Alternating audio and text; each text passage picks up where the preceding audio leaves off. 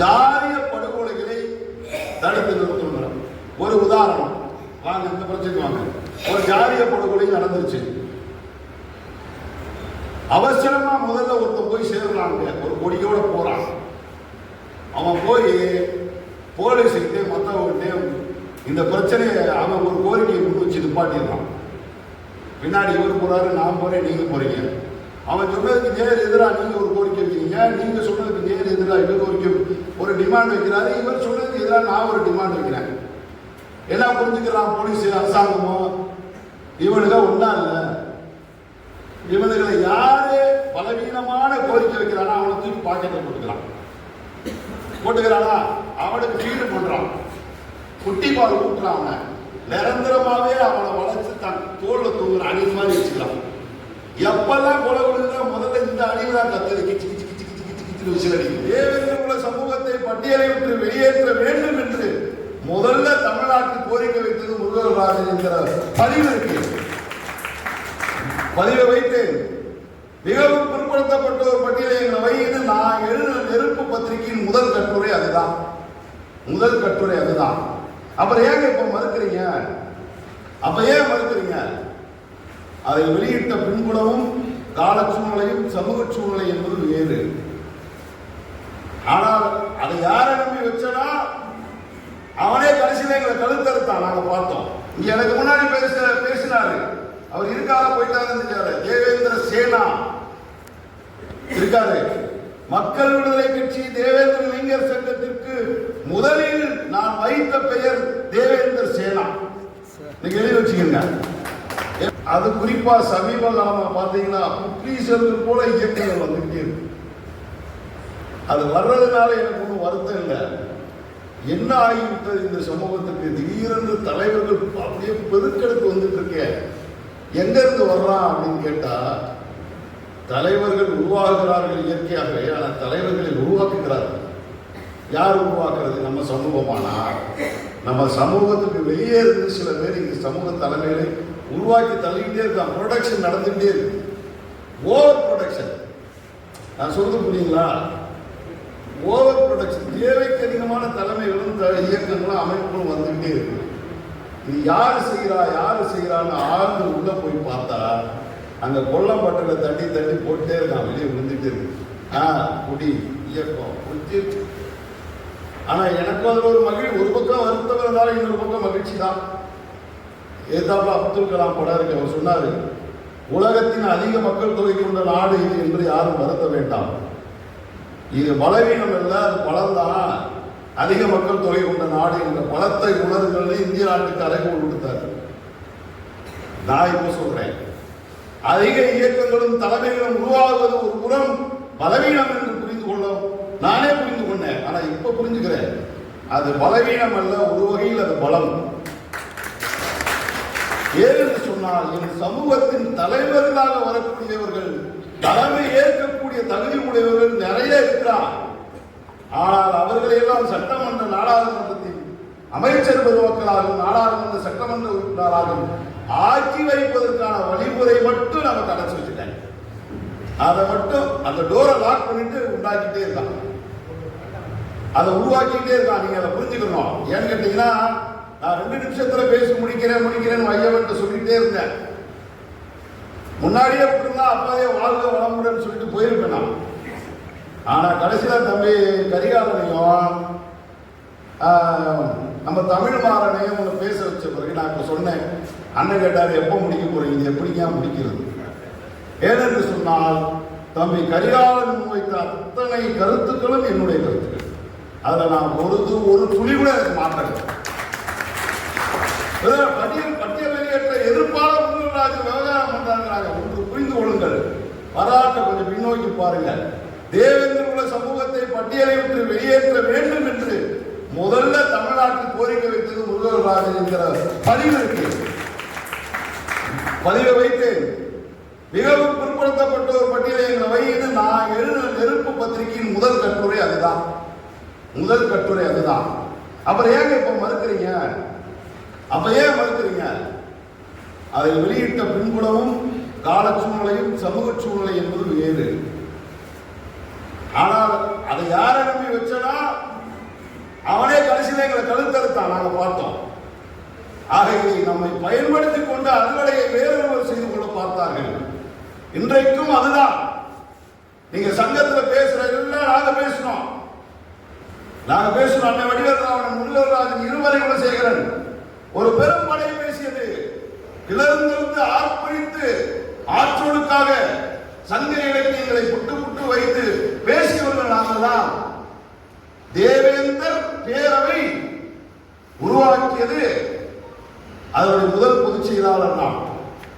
தேவேந்திரர் பேரவையா தேவேந்தர் பேரவையா என்று ஓராண்டு காலம் விவாதித்து அது வேந்து இந்திரர் இல்லை வேந்தர் பரம்பரை என்று வைத்தோம். தேவேந்திர இளைஞர் சங்கத்தை உருவாக்கினார்.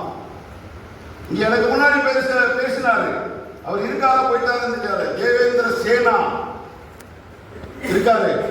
மக்கள் விடுதலை கட்சி தேவேந்திர இளைஞர் சங்கத்திற்கு முதலில் நான் வைத்த பெயர் தேவேந்திர சேனா. நீங்க எழுதி வச்சுக்கீங்க.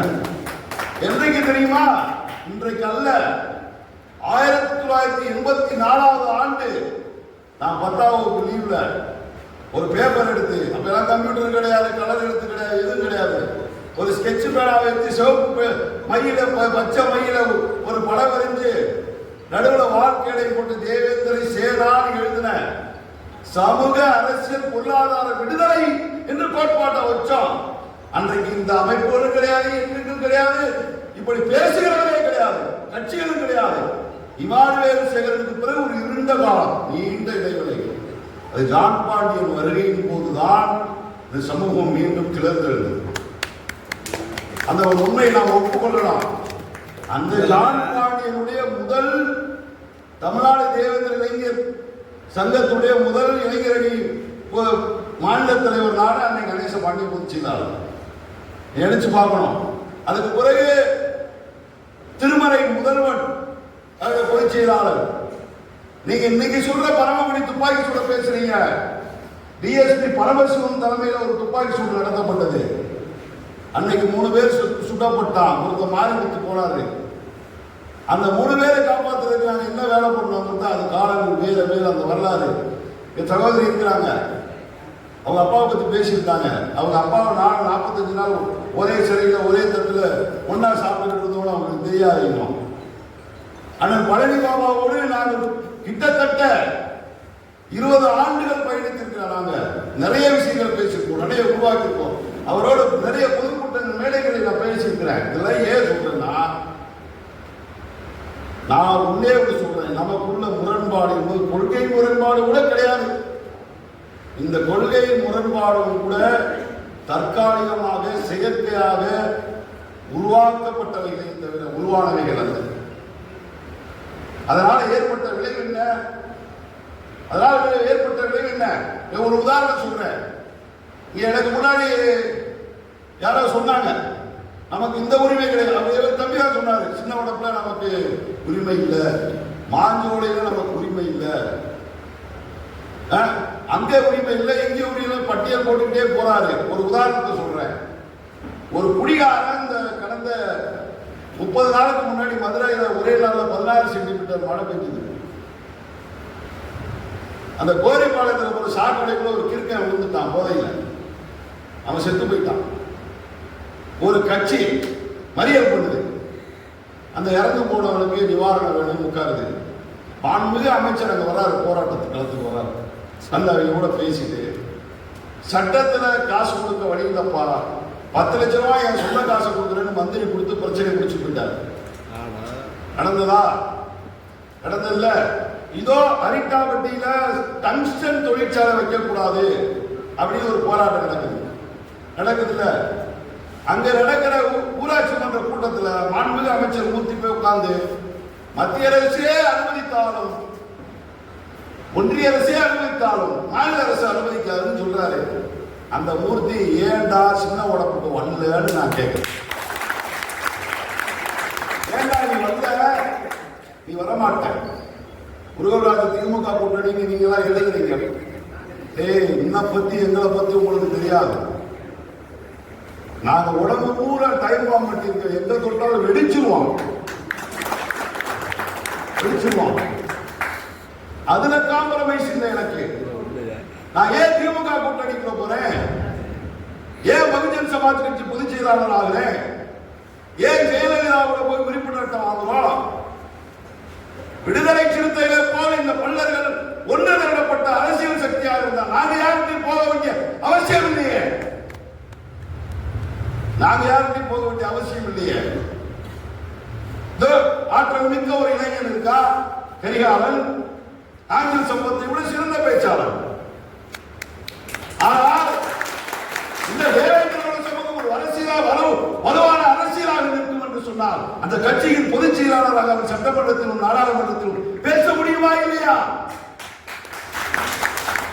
நீங்க அதுக்கு வழிவகுக்க மாட்டீங்க. ஏன்னா உங்களுக்கு 4 பேருக்கு தலைவராக இருக்கணும்னு நினைக்கிறீங்க தவிர இந்த நாட்டுக்கு தலைவராக இருக்கணும்னு எவனுக்குமே ஆசை இல்லை. 4 பேருக்கு தலைவராக 4000 தலைவர்கள் இருந்து என்னடா செய்ய போறீங்க? என்ன செய்ய போறீங்க சொல்லி நினைச்சு பாருங்க. ஒரு கரையான் புத்து இருக்கு, அதுக்குள்ள இருந்து 1 கோடி கரையான் வெளியே வரும். அப்படியே அந்த கரையானை பார்த்து யாரும் பயப்பட மாட்டான். அந்த கரையான் புத்துக்குள்ள இருந்து ஒரு கருணாகம் வந்தோட எல்லா கூட்டமும் ஓட்டம் எடுத்து போடுது. ஏன்?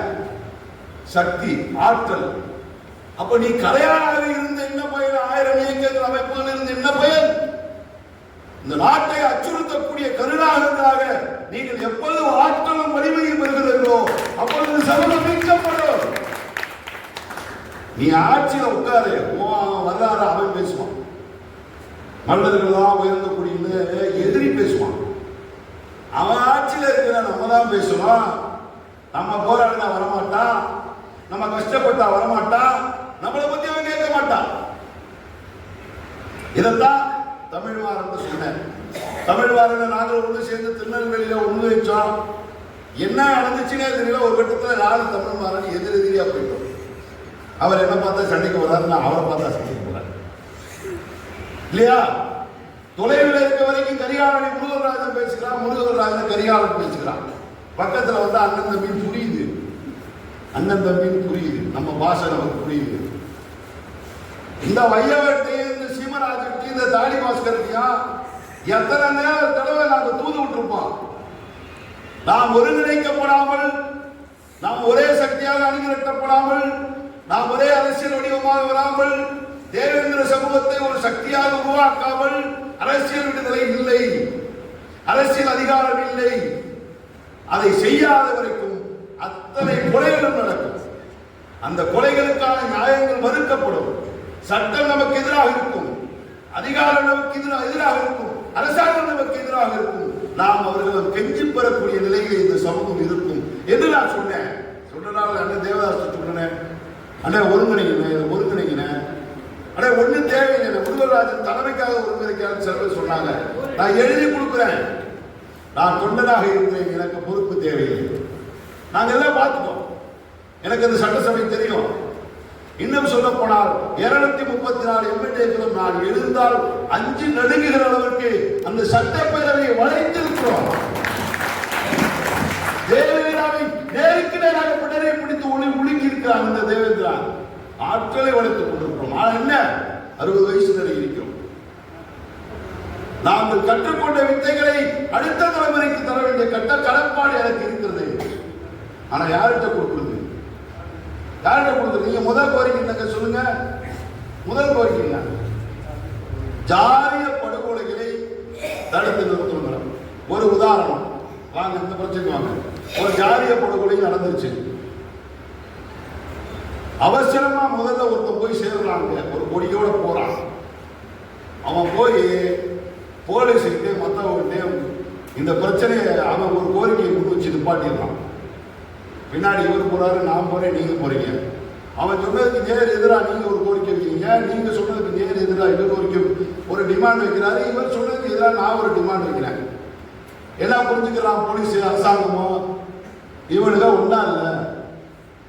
இவனுங்களை யாரு பலவீனமான கோரிக்கை வைக்கிறானா அவனை தூக்கி பாக்கெட்டை போட்டுக்கிறானா, அவனுக்கு ஃபீல் பண்றான், குட்டி பால் ஊட்டுறான். அவனை நிரந்தரமாவே அவனை வளர்த்து தன் தோல்ல தூங்குற அணில் மாதிரி வச்சுக்கிறான்.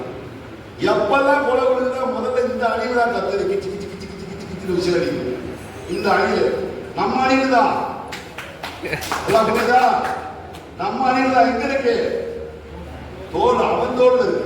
ஏன்னா இவனோட பலவீனம், சில்ற சின்ன புத்தி, எதையாவது கிடைச்சா வாங்கி சாப்பிட்டு காட்டி கொடுத்துடலாம்.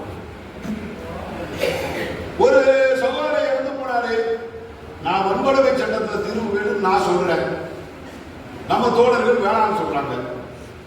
அண்ணன் தம்பி தான், வேணுங்கிறோம் வேணாங்கிறோம். இப்ப எப்படி பைசல் பண்ண போறீங்க? வேணும்னு பைசல் பண்ண போறீங்களா, வேணாம்னு பைசல் பண்ண போறீங்களா? நான் என்ன கேட்கிறேன்னா, அங்க போய் அதை பேசாத. இந்த கதவை அடைச்சிட்டு நம்ம அடிச்சுக்குவோம், வெட்டிக்குவோம், குத்திக்குவோம், நம்ம குடும்பத்துக்குள்ள வீட்டுக்குள்ள சண்டை போட்டுக்குவோம். கதவை திறக்கும் போது ஒத்த கொள்கையோட வெளியே போகணும். 2 குரல் கேட்கக்கூடாது, 2 குரல் கேட்கக்கூடாது.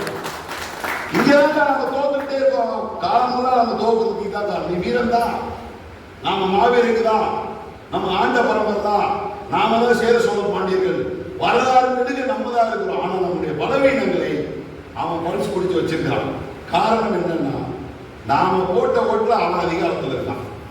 அவன்கிட்ட உலகத்துல போலீஸ், அரசியல், அதிகாரம், பணம், பலம் சகலம் இருக்கு, சகலம் இருக்கு. எப்படி எதிர்கொள்ள போறீங்க?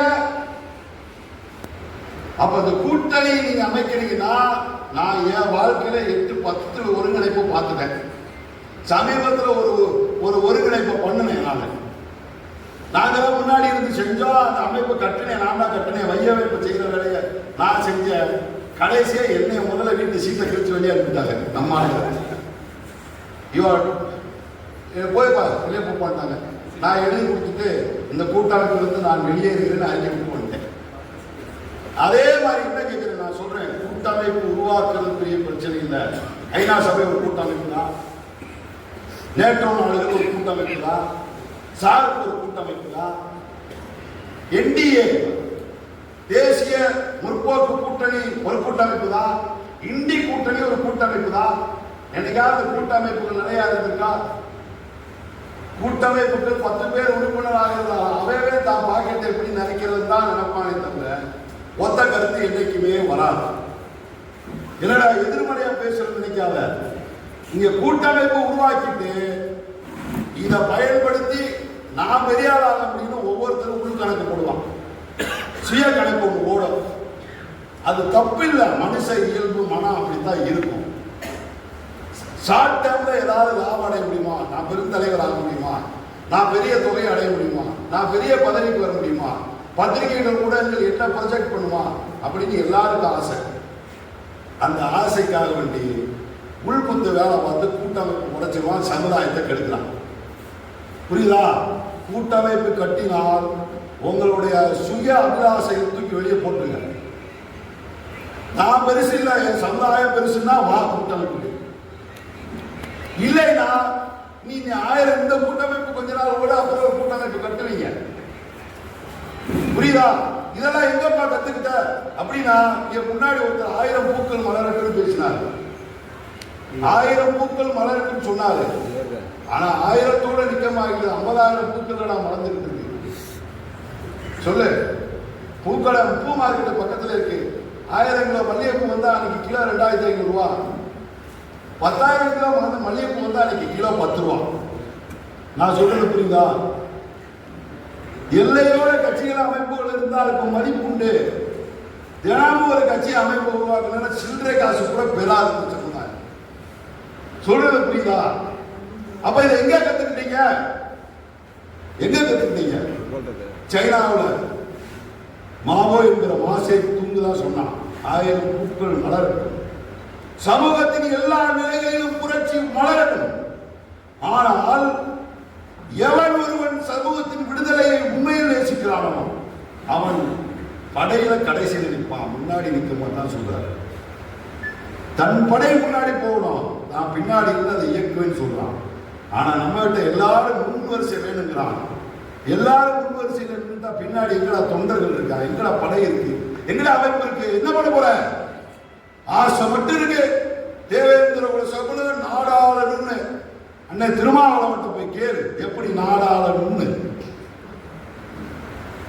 கேளு. அவன் எனக்கு ஈடால் பேச மட்டும் நமக்கு வாய் உடனே வருது இல்ல. அவனுக்கு ஈடா ஒரு அரசியலை நீ பண்ணியா? இத்தனைக்கும் அந்த அரசியல் நம்மகிட்ட இருந்து போச்சு. இந்த அரசியல் இருந்து போச்சு. உன் வீட்டுல நெருப்பு வாங்கிட்டு போய் அவன் பிரியாணி சமைச்சுட்டான். நெருப்பை கொடுத்தவன் பழைய சொருக்கு வழி இல்லாம பாயில பிடித்து வாயில குளத்துட்டு இருக்க. என்ன கேவலம். நமக்கு சூடு சோழன் நமக்கு வரணும். அதனால நான் என்ன சொல்றேன்னா, கூட்டமைப்பை கட்டுங்கள். இந்த வட்டத்தில் இல்ல, சின்ன உடம்புல கூட்டமைப்பு போட்டிருக்கு. அந்த கூட்டமைப்பு இந்த கூட்டமைப்பு அமால்கமேட் பண்ண ஒருங்கிணை. தமிழ்நாடு தொடர்பை திருநெல்வேலி அமால்கமேட் பண்ணு, திருச்சி, தஞ்சை என்று சொல்லி தமிழகம் எங்கும் இருக்கக்கூடிய சிறு பெரு அமைப்புகள் எல்லாம் ஒரு அணியில திரட்டுவோம். இப்படி மேல போட்டு பொதுக்கூட்டம் மாதிரி பேசாத. முதல்ல உட்கார்ந்து கட்டுமானத்தை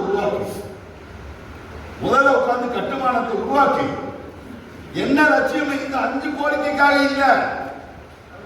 இந்த 5 கோரிக்கையை நீ காப்பாற்றும் போது 6வது ஒரு கோரிக்கை வந்து நிற்கும். ஏன்னா அடிபடுகிற சமூகம் தொடர்ந்து அடிபட்டுக்கிட்டே இருக்கும். அடிக்கிறவன் அடிச்சுக்கிட்டே இருப்பான். பிரச்சனைகள் வந்துகிட்டே இருக்கும். எப்ப இதுக்கு தீர்வு? ஆண்ட பரம்பரை மீண்டும் நாடாளுவதற்கு தன்னை தயார்படுத்திக் கொள்வது வரை பிரச்சனைகள் நின்று கொண்டே இருக்கும். நீ மீண்டு கொண்டே இருக்கும். எப்ப தீர்வு? இமானுவேல் புகழ் நான் என்ன கேட்டேன்? ரிங் ரோட்ல வைடான்னு சொன்னேன். நான் ஒப்பண்டான்னு சொன்னேன். அடுத்த நிமிஷமே நமக்குள்ளேயே நிறைய சுட்டல் வேலைகள் வந்து அங்க போயிடுச்சு. அவன் உடனே மனு போடுறான். அந்த மனுவுல பாருங்க, அந்த மனுவை நீங்க வந்து இமானுவேல் மணிமண்டபத்தை தடுக்க முயற்சி பண்றான் ஆப்பநாடு மரபு சங்கம் மட்டும்தான் அவங்களுக்கு தெரியும். 8வது பாயிண்ட் அவனுடைய புறாவை எடுத்து படிக்க தயவு செய்து. 8வது பாயிண்ட் என்ன சொல்றாங்க தெரியுமா? தியாகி இமானுவேல் சேகரனை பல சாதிக்காரர்கள் கொலை செய்தார்கள். மனு போடுறது யாரு? ஆப்பநாடு மரபு சங்க செயலாளர். யாரு கொலை பண்ணவன்? கொலை பண்ணவே அவன் தான். நான் இவனை கொலை பண்ணேன் அப்படின்னு அவன் சொல்றத எப்படி சொல்றான்னா, பல சாதிக்காரர் கொலை பண்ணிட்டாங்க. அடுத்த பாயிண்ட், மாவீரன் சுந்தரலிங்கனுக்கும் மாவீரன் ஒண்டி வீரனுக்கும் இந்த அரசு சிலை வைக்கலாம், அதை ஏற்கலாம். இமானுவேல் சேகரன் அவங்களுக்கு கூட ஈடு இல்லைன்னு எழுதுறான். ஆனா நம்ம சமுதாயத்தில் முதல் தீர்மானம் என்ன தெரியுமா? விரகனூர் சுற்றுச்சாலையில் சுந்தரலிங்க சிலை வைக்கும் வச்சாங்க. நான் அடுத்த நிமிஷமே சொன்னேன், இல்ல விரகனூர் சுற்றுச்சாலையில தியாகி இமானுவேல் சேகரன் சிலையில வைக்கணும். அதுதான் எங்க சமூகத்துக்கு பிரதான கோரிக்கை சொன்னேன். உடனே என்ன சொல்றாங்க? சுந்தரலிங்கத்துக்கு சமூகத்துக்கு எதிரானது என்ன சொன்னா? நான் சொன்னேன், சுந்தரலிங்கம் சுதந்திர போராட்டத்தினுடைய அடையாளம், சமூக விடுதலையின் அடையாளம். தியாகி இமானுவேல் சேகரன் தேவேந்திரோட சமூகத்தினுடைய சமூக ஒடுக்குமுறைக்கு தலை கொடுத்தவன், உயிர் கொடுத்தவன், ரத்தம் கொடுத்தவன். நீ சுந்தரலிங்கனை எளிதாக மத்திய மாநில அரசுகள் ஏற்றுக்கொள்ளாத ஒன்று சிக்கல் இல்லை. ஆனா தியாகி இமானுவேல் சேகரனை ஏற்கிற பொழுதுதான் அது தேவேந்திர உளவியலாளர்களை ஏற்றதாக அர்த்தம். அந்த கோரிக்கை விடாமல் அங்க முட்டுனோம். நமக்குள்ள 2 குரூப்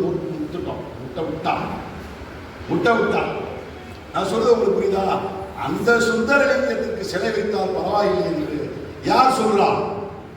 ஆப்பநாடு மரபு சங்கம் 8வது பத்தியில் சொல்லியிருக்கு என்று சொன்னால், நம்ம கோரிக்கை எப்படிதான் ஒன்னா இருக்கு? எப்படி ஒன்னா இருக்கு?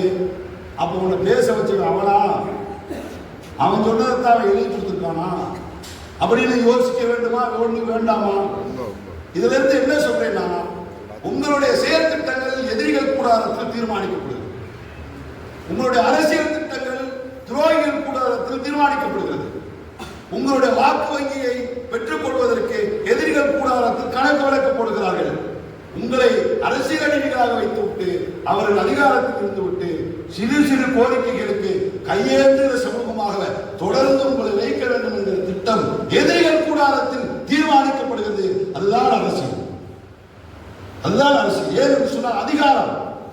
நாம் உங்கள் ஆற்றல்களை எல்லாம் ஒன்று திரட்டி அணிதிரட்டி போர் வியூகம் வகுத்து, அரசியல் வியூகம் வகுத்து, எதிரிகளுடைய பலத்தையும் பலவீனத்தையும் கணித்து உன் பலத்தை அவனுக்கு எதிராக ஒன்று திரட்டி நாம் பிரயோகிக்கிற பொழுதுதான் இந்த சமூகம் வெற்றி பெறும்.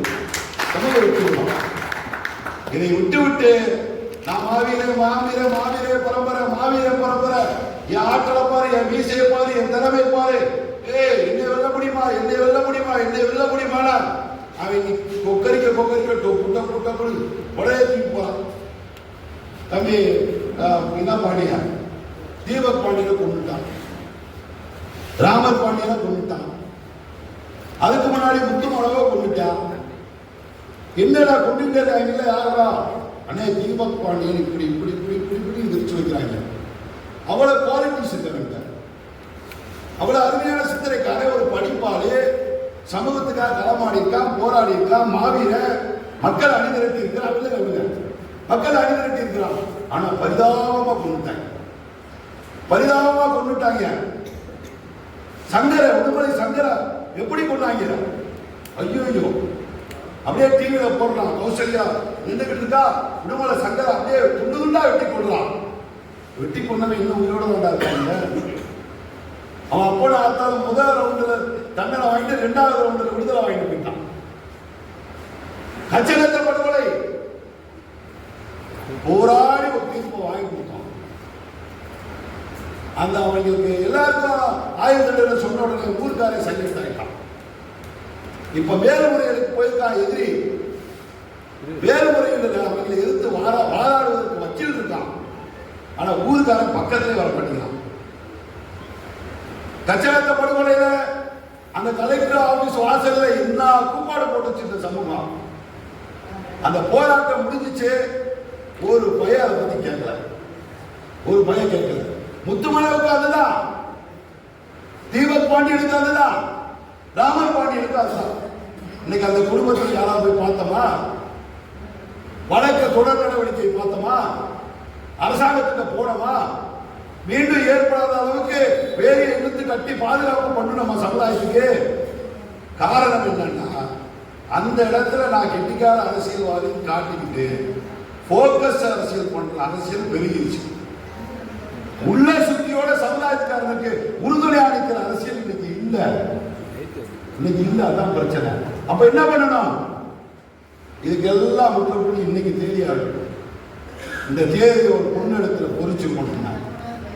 இந்த இடத்துல தேவேந்திரர்கள் தான் என்ற அகந்தையை விட்டு விட்டார்கள், நான் தலைவன் என்று கொக்கரிக்கிற மனப்பான்மை விட்டு விட்டார்கள்.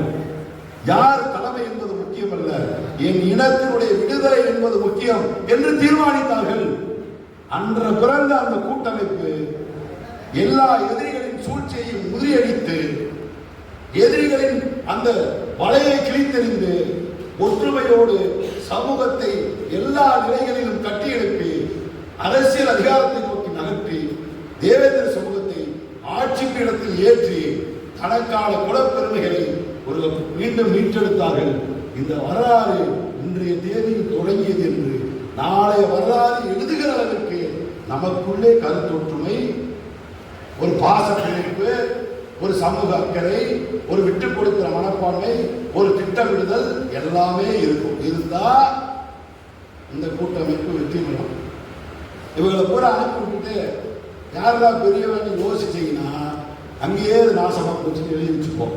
ஏன்னா அப்படி நிறைய நாசமா போன கதையை நான் பார்த்துட்டேன். நாங்களே தொடங்கிட்டு நாங்களே எழுதி கொடுத்து தான் வெளியே போனோம். இதெல்லாம் நடந்துச்சு. சொல்றது புரியுதா? இதை செஞ்சா இந்த கூட்டமைப்பு வெற்றி பெறும். செய்யணும்.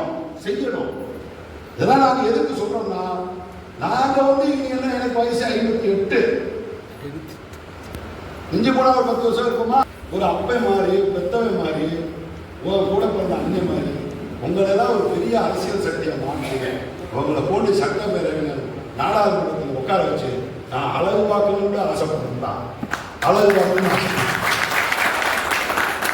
உலகிட்ட நிக்கணும்டா. பெரிய சக்திகள்லாம் கையை கும்பிட்டு எங்களை ஆதரிங்கன்னு கேட்கணும்டா. கூட்டணி மந்திரி சபை வேணும்னு நம்ம சொல்ல முடியாதா? நீ சொல்ல முடியாது. சொன்னா சிரிப்பாங்க எல்லாரும். ஏன்னா நமக்கு ஒற்றுமை இல்லை, மக்கள் அறிஞர்கள வாக்கு வங்கி சொல்ல முடியாது. ஒற்றுமை ஆகிறவன், மக்கள் வாக்கு வங்கி திரட்டினவன், புரியுதா? அரசியலாக உருவாக்கிக்கிறவன் சவால் விடுறான். ஆனா நீயே விட முடியல. உச்சிக்காப்பு போறான். இந்த ஆள் மந்திரியா இருந்தா எனக்கு என்ன இப்போ தம்பின்னு சொல்லிட்டு போக வேண்டியதானே? என்ன அது ஒண்ணு இல்லையே. இல்ல, நான் அதுதான் சொல்ல வரேன். இதுக்கு முன்பாக இருந்த பல தலைமைகள் தெரிஞ்சு விளம்பச்சோம், தெரியாம விளம்பச்சோம் தெரியல. சுருட்டி சுருட்டி சுருட்டி சுருட்டி பேக் பண்ணி முடிச்சுட்டான். சரியா? தயவு செய்து அரசியலை அரசியலாக செய்யுங்க. உங்களை சுத்தி எல்லாமே இருக்கு. என்னடா தேவதாசன், நம்ம சுத்தி எல்லா சதிவலையும் இருக்கு. இருக்கா? ஒண்ணு புரிஞ்சுக்கங்க, பிரச்சனை வந்தால் தலையிடுவதல்ல, பிரச்சனைக்கு பெரும்பாகவோ தொடர் நடவடிக்கையாக பாதிக்கப்பட்டவனை தொடர்ந்து பாதுகாப்பு அளிப்பது என்பது இந்த கூட்டமைப்புடைய முதல் லட்சியம் எழுதுங்க. ஏன்னா நம்ம போராட்ட இடத்தில் வந்த ராமர் பாண்டி சம்சாரத்தை போய் யாராவது பார்த்தீங்களா? அவங்க பாதுகாப்பா இருக்காங்களா? அவங்க குழந்தைகளுக்கு பாதுகாப்பு இருக்கா? இல்ல. அந்த ஒரு நாள் பாடி வாங்கி கொடுக்குறது கூட்டம் நடந்துச்சு.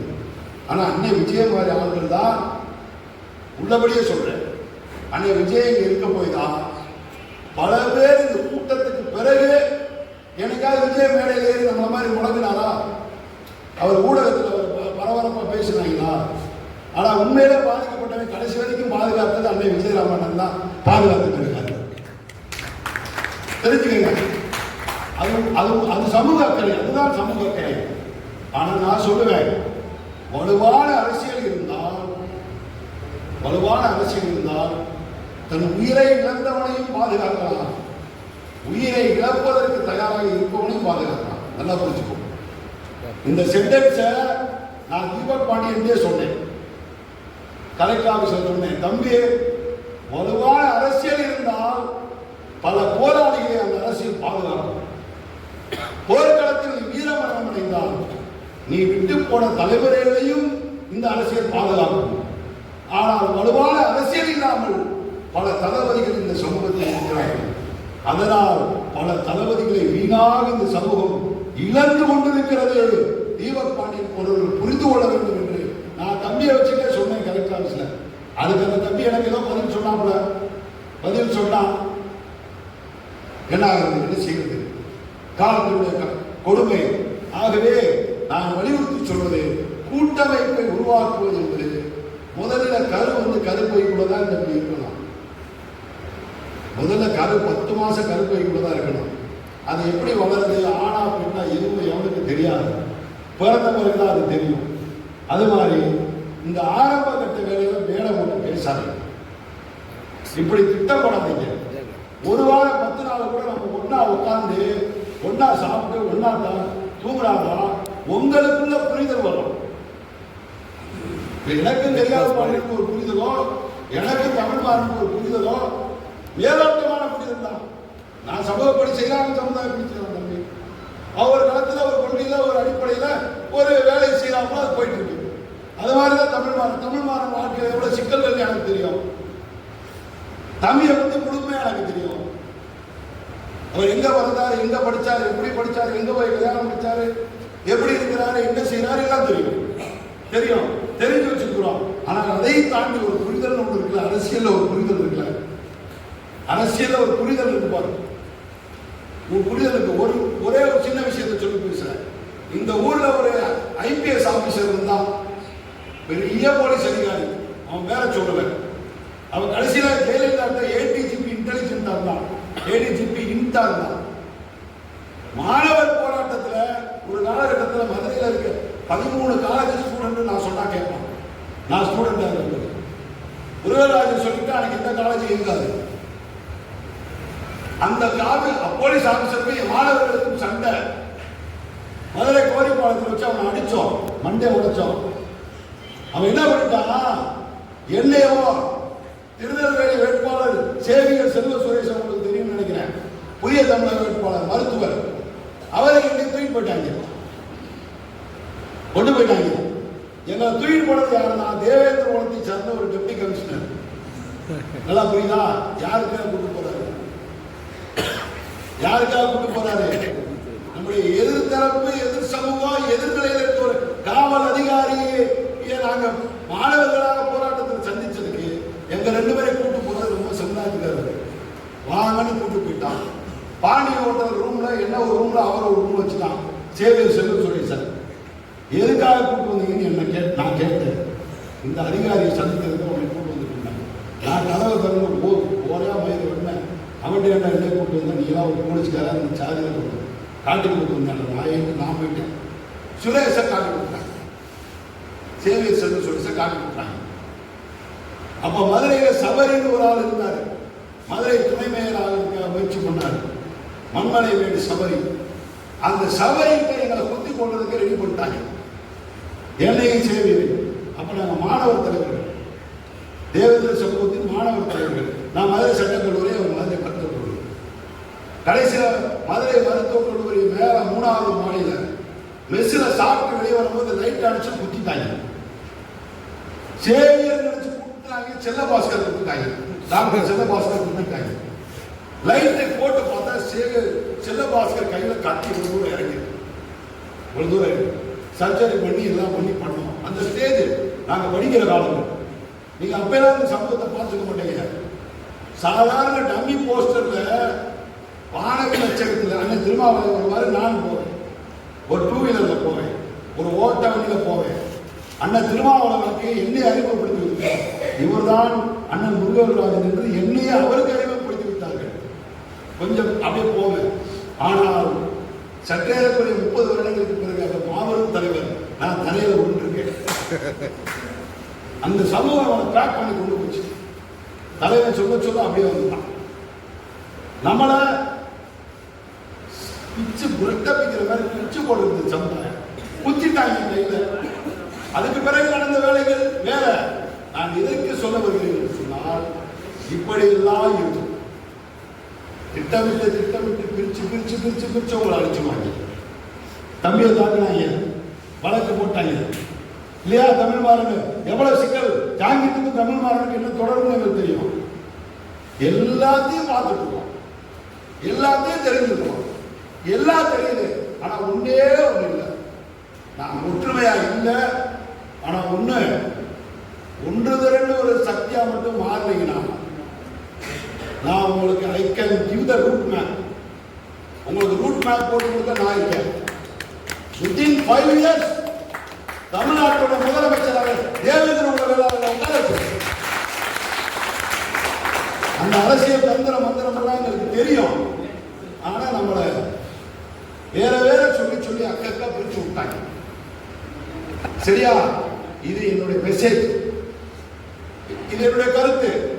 என் மனசுல பட்டதை நான் சொல்றேன். இதுல ஒரு அரசியல் இல்லை. இந்த சமூகம் மீண்டும் ஆட்சி அதிகாரத்துக்கு வராமல் இந்த பிரச்சனைகளை தீர்க்க முடியாது. நிரந்தரமா ஒரு சொல்யூஷன். அந்த பட்டியலில் இருப்பியா வெளியே போவேன். அந்த பஞ்சாயத்து கூட நான் வரல. நீ வெளியே போன நானும் உறுப்பினர்கிட்ட வாங்கிக்கிறேன். தேவேந்திர குல வேளாளர் என்ன ஜாதி போட்டு என்ன பிரிவு கொடுத்தானே வாங்கிக்கிறேன். அங்கே வந்து இந்த அரசியல் தானே பேச போறோம். அங்கே போய் இந்த நெருக்கடியை தானே பேச போறோம். அங்கே போய் இந்த சமூகத்துக்கு அரசியல் அதிகாரத்தை பத்தி தானே பேச போறோம். ஆனா ஒண்ணு இருக்கிறது போறது அவைய விருப்பம். போனா சந்தோஷமா இருக்கலாம் நீங்க நினைக்கிறீங்க, போனா இருக்கிறது போயிருக்கணும்னு நாங்க நினைக்கிறோம். இவ்வளவுதான் சண்டையை தவிர அண்ணன் தம்பி சண்டைகளா கிடையாது. நல்லா கூட்டம் போட்டு போலான்னு சந்தோஷமா உங்க மேடையில பேசிக்கப்பா, கிடைச்சா போகப்பா, நாங்களும் வா. கிடைக்கலன்னு வச்சுக்கோ, அது வரைக்கும் இந்த போராளியை தானே அடிக்கணும், எஸ்சி ஆக்ட் தானே செய்யணும், அது வரைக்கும் இந்த பஞ்சாயத்து தானே பேசணும், இந்த ஒப்பத்தானே இழுக்கணும், இப்படித்தானே அரசாங்கத்தை நடக்கணும். இருக்கிற வரைக்கும் இந்த வீடு, இந்த வீட்டை காலை ஒன்னா அடுத்த வீடு அதானே. இவ்வளவுதான் புரிஞ்சுக்கங்க. இதுல ஒருத்தர் வாடா படம் பேசிக்கிறதுக்கு ஒண்ணுமே இல்லை. அண்ணன் தம்பி நம்ம ஒரு குடும்பம், ஒரு இனம், ஒரு ரத்த பந்தம், ஒரு சொந்த சுருத்து. நமக்கு தேவை நமக்கு ஒரு நல்ல அரசியல் வேணும். நல்லா தெளிவு பண்ணிக்கோ, நல்ல அரசியல் வேணும். இன்னைக்கு அருந்ததிகள் அழகா பண்றாங்க அரசியல். அருமையா பேசுறான். நாகத்தின் அவர் உதயநிதி ஸ்டாலின் தலைமையில அறிவாலயத்தில் கல்யாணம் பண்ணிக்கிறாரு. என்ன அவர் பண்ணிட்டாரு? அவரு சமூகத்தை ஒருங்கிணைக்கிறார், அவ்வளவுதான்.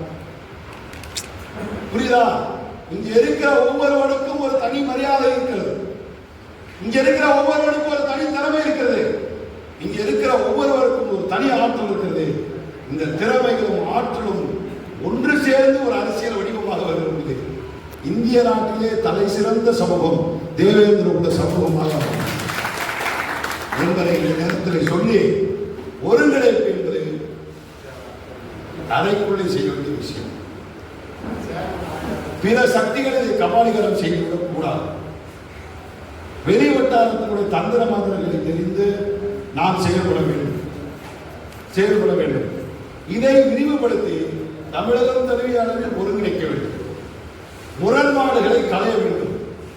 நெருக்கத்தை உருவாக்க வேண்டும். ஒரு பொது இலக்கை நோக்கி நகர வேண்டும். அந்த பொது இலக்கு அதிகாரத்தை பெறுவதாக, அரசியலை அதிகாரத்தை அடைவதாக இருக்க வேண்டும் என்ற அடிப்படைகளை செயல்பட்டால் இந்த கூட்டமைப்பு வெற்றி பெறும் என்று சொல்லி, இந்த காலகட்டத்தில் இந்த கூட்டமைப்பு சரியா நல்ல திசையில் தான் பயணிக்கும் என்று நம்புகிற விஜயராமன் எப்போ கொடுத்த சொன்னேன். அண்ணே, சின்ன உறவோடு இதை சேர்த்துக்கினேன், இதோட திருநெல்வேலியை சேர்த்துக்கினேன், இதோட தஞ்சை, திருச்சி எல்லா மண்டலங்களையும் ஒன்று சேர்த்துக்கினேன். ஒரு பெரிய அரங்கத்தில் ஒட்டுமொத்த ஒர்க்கிங் மத்தியா வேலை செய்கிற கமிட்டி இருக்கு. ஒரு சின்னது பெருசு பார்க்காம எல்லாரும் ஒருங்கிணைச்சு ஒரு பெரிய செயல் வடிவத்தை உருவாக்குவோம். ஒரு கொள்கையை முடிவெடுப்போம். 2026 தேவேந்திர சமூகம், நான் திருப்பி சொல்றேன், ஒரு பட்டனை அழுத்தா 45 லட்சம் ஓட்டு கொடுக்கணும். நான் திருப்பி சொல்றேன், ஒரு பட்டனை அழுத்தினா 45 லட்சம் ஓட்டு அதில் முடிவாகணும். அப்படி இல்லாம அங்கிருந்து 500 1000 கொடுத்து சில்லறையா ஓட்டு வாங்குற வரைக்கும் இந்த சமூகம் விடுதலை. அதுக்கு நாம ஒருங்கிணைஞ்சு சமூகத்தை ஒருங்கிணைஞ்சு மொத்த வடிவத்தில் சிந்தனையோடு கொண்டு வர்றதுக்கு வேலை செய்வோம். ஒருவேளை இந்த முயற்சி தோத்தாலும் கவலை இல்லை, முயற்சி எடுத்தோம்னு ஒன்று இருக்கணும். எங்க தோத்து போடணும் அந்த இடத்துல இருந்து அடுத்த தலைமுறை அந்த கட்டணத்தை கட்டுவோம். இந்த நூற்றாண்டில் செய்ய வேண்டியதை இந்த நூற்றாண்டில் செய்து முடிக்க வேண்டும் என்று நான் எண்ணுகிறேன். இயலவில்லை என்று சொன்னாலும் அடுத்த தலைமுறையாவது செய்யட்டும். அதற்கு இந்த முயற்சி நல்ல அடித்தளமாக இருக்கும் என்று கருதி மீண்டும் ஒருமுறை வைய கொடுக்கும் அனைத்து சமுதாய சொந்தங்களுக்கும் நன்றி சொல்லி விடைபெறுகிறேன். நன்றி.